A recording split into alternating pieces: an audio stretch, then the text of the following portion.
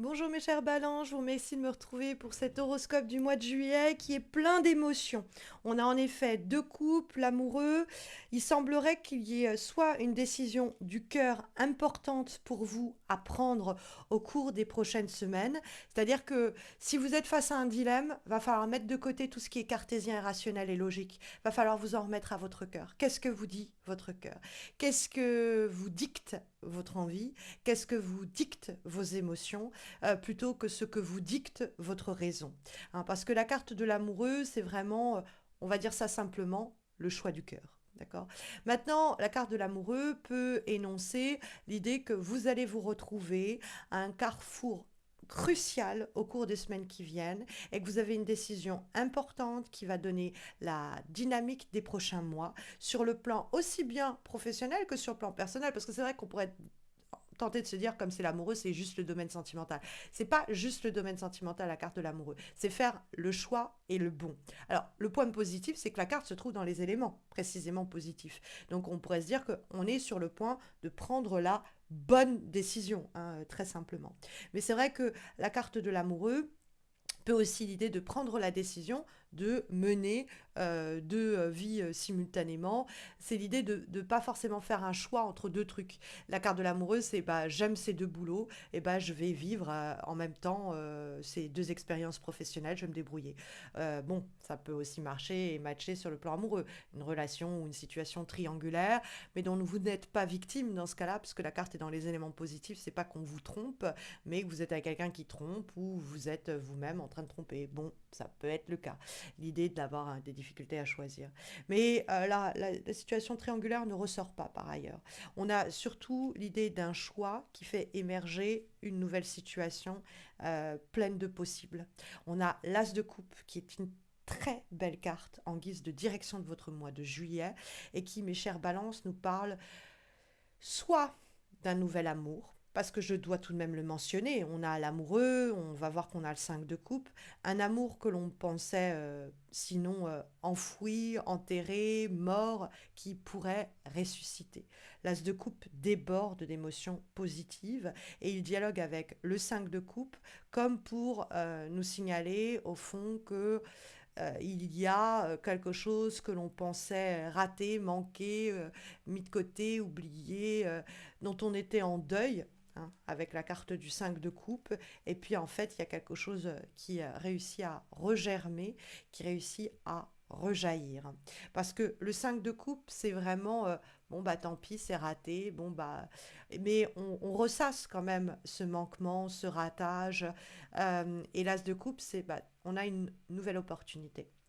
Donc après, ça peut ne pas être sur le plan relationnel, ça peut être l'idée que on a candidaté pour un poste qui nous est passé sous le nez, on n'a pas eu le temps de candidater pour un poste que l'on désirait, c'est pareil pour un logement, etc. Il y a une partie de ce mois de juillet où on est en train de ressasser ce raté, ce manquement, ce ratage. Mais le mois de juillet va nous offrir une option de sortie, une nouvelle solution, une nouvelle histoire, un nouveau projet, parce que la carte de l'As de coupe est féconde et qu'elle n'est que le début d'un nouveau chapitre qu'on est sur le point d'entamer. Ajoutons à cela que nous trouvons dans les obstacles le valet d'épée. Tout cela pourrait être en interaction avec un message que l'on ne reçoit pas, un mauvais message sinon que l'on reçoit, et qui pourrait, avec le 5 de coupe, nous chagriner. C'est-à-dire que le valet d'épée, ça peut être, on va voir, ça peut être aussi quelqu'un, mais ça peut être une information qui ne nous parvient pas, et on se dit, bon, bah, c'est mort, et on est triste et attristé pour cela. Mais ça peut être l'idée qu'on reçoit un message, et c'est pas celui qu'on espérait. Et là également, on se retrouve attristé de ce fait.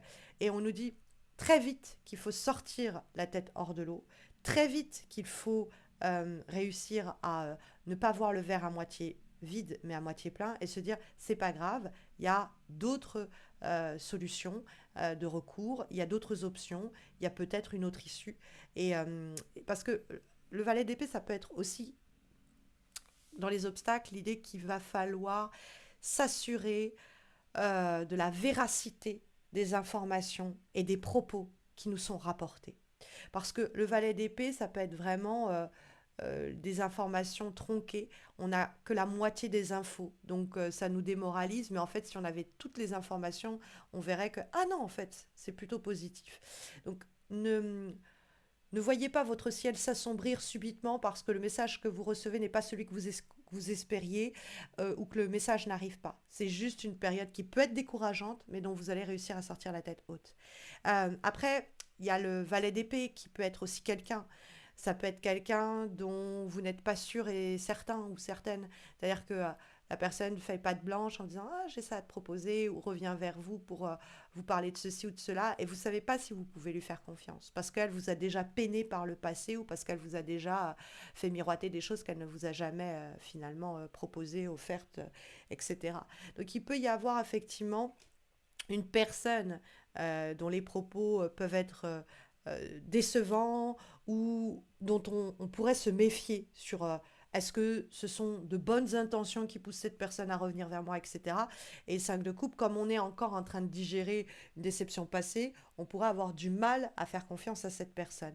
Mais comme on a l'as de coupe qui nous dit, bah, il y a un nouveau projet, il y a une nouvelle relation, il y a un nouvel amour, il y a un nouveau départ, il y a quelque chose, c'est vraiment l'océan de possible, ça déborde, c'est fécond, c'est vraiment des événements clés sur le plan de l'engagement, des événements clés sur le plan personnel, c'est un nouveau logement, un nouveau cadre de vie, un nouvel amour, on l'aura compris, ou un renouveau sur le plan aussi relationnel, un nouveau projet, un nouveau boulot.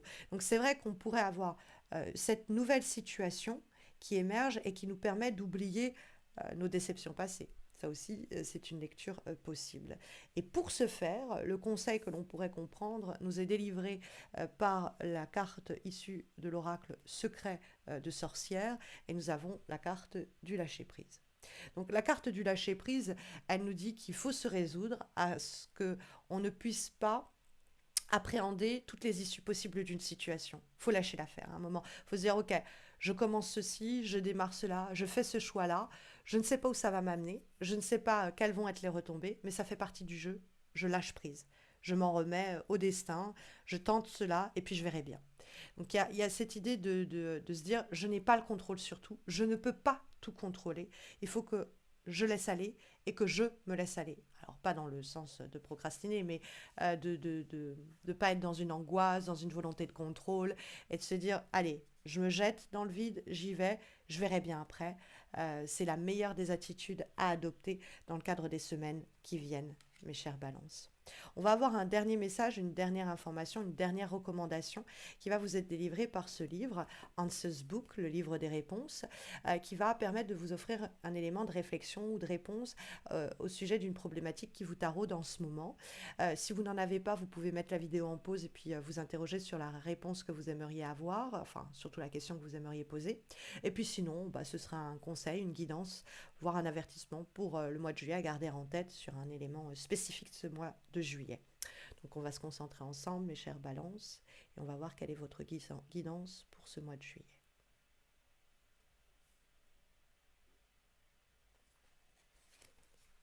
Sois généreux ou généreuse avec ce que tu possèdes. N'oublie pas de partager une partie de tes ressources et d'offrir de l'aide lorsque tu le peux. Recevoir, puis donner, permet de rester dans une dynamique bienveillante et de soutien mutuel. Voilà le message sur lequel cogiter pour les semaines qui viennent. N'hésitez pas d'ailleurs à me dire comment ce message, comment la guidance, l'horoscope en général résonne en vous en ce mois de juillet en commentaire. N'hésitez pas non plus à liker la vidéo, à vous abonner à ma chaîne si vous ne l'avez pas encore fait. Cela me motive à poursuivre mes efforts que depuis presque 10 ans, je réalise chaque mois sans jamais, jamais, jamais, jamais rater un rendez-vous mensuel. Donc le moindre des likes, des commentaires, des abonnements vient permettre de soutenir ma chaîne, me motive à poursuivre ces efforts et puis réchauffe mon cœur plus simplement.